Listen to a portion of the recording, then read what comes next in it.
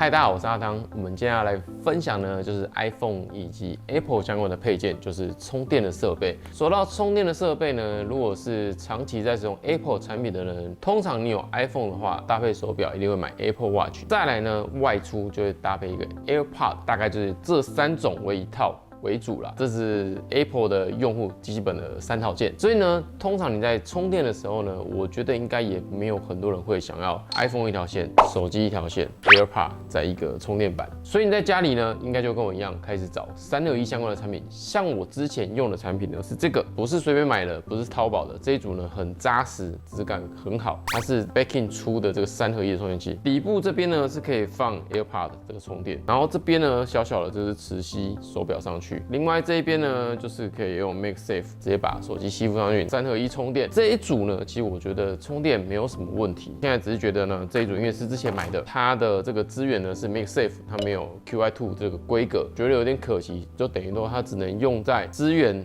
MagSafe 的 iPhone 上面。比如现在 iPhone 16有支援 QI2，Android 呢有些已经有支援 QI2 这个充电规的，所以这个我就觉得有点可惜。后来呢就想要找一个有支援 QI2 的充电规格的3合1的充电座。那另外一个比较可惜的地方，也不能说可惜，这是我自己的问题，就是口袋可能不够深。Beckin 它出的这个3合1呢，这个其实蛮贵的，因为它非常有质感，那确实蛮好用的。一组呢，我记得加1条线而已，还没有给你充电器哦，3000多还是4000多，就不是便宜的东西。那你也知道嘛 ，Apple 的产品只要有认证的都。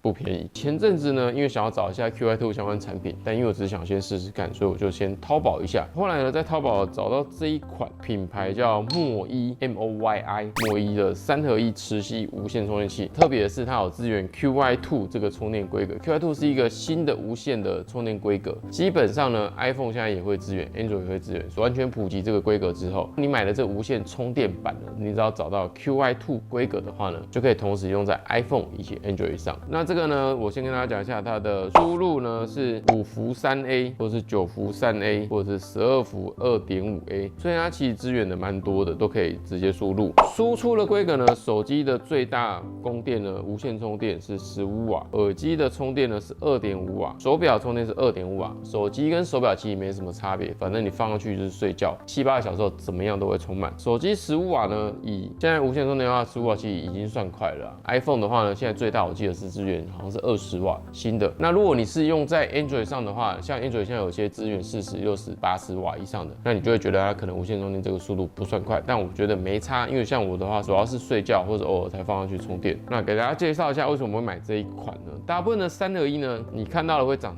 这样，或者是长一个板子的样子，或者是一个3角锥的样子之类的都有。那一类的呢，因为我看太多了，然后后来我就找了这一款呢，我觉得有趣的地方。也不能讲有趣，我觉得不错的地方，首先是它长这样子一桶，那你就想说 ，OK， 手机应该就是放上面充电，没有错，这是对的。好，那再来呢，我的耳机跟手表我要放哪里呢？大家猜看看吗？是放哪里？不知道对不对？当然看不出来，难道是这样子吗？还是这个也用同一个吗？可是这样就不叫3合1。好，跟大家分享一下，我觉得它有一个很棒的设计，就是它是采收纳式隐藏的设计，这边呢按一下就可以弹出来，这边按一下。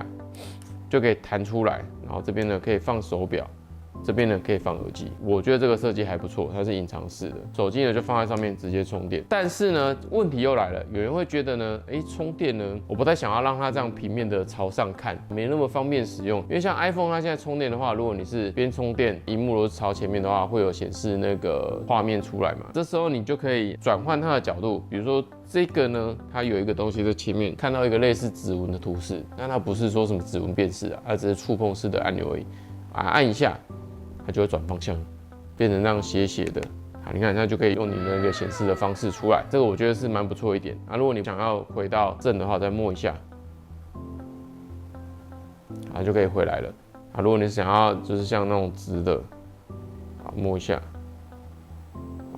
直的，我放反了。好，这样子，我就支援磁吸，然后支援 QI2 规格的充电，我觉得还不错。就像这样3合1，这个我觉得比这个好用，因为它的体积呢占用的比较小一点，整体的体积其实没有差多少。你看宽度。可是呢，当你不需要用到这个都拿出去的时候，你觉得空间有点占用的时候，你就可以把它收起来，或者是你外出要携带也很方便。旅游的时候，如果你要带这个361出去的话，就是你就电拔掉，外出就是带这一桶。甚至呢，你这个也可以用在你车上，就是把下面弄个粘胶粘上去。我觉得这个是还不错，比起呢传统这种3合一的设计来的更方便。那我觉得设计也更好一点。那这个呢，我是在淘宝上购买的，价格是288人民币，含运的话大约会在1400以内，我觉得还可以接受，因为它品质算是真的还做的还不错的，不是那种廉价品的那种感觉。所以呢，相较于这个要3、4千块，我觉得至少这个1000多块就可以搞定3个充电，划算了，可以接受。相关的购买资讯呢，我也放在底下的资讯栏。那如果你还不会买淘宝的话呢，我也会在资讯栏呢分享呢要怎么去购买淘宝，我是1688。大家如果对这款3合一的充电器呢还有什么问题呢，也欢迎在底下留言。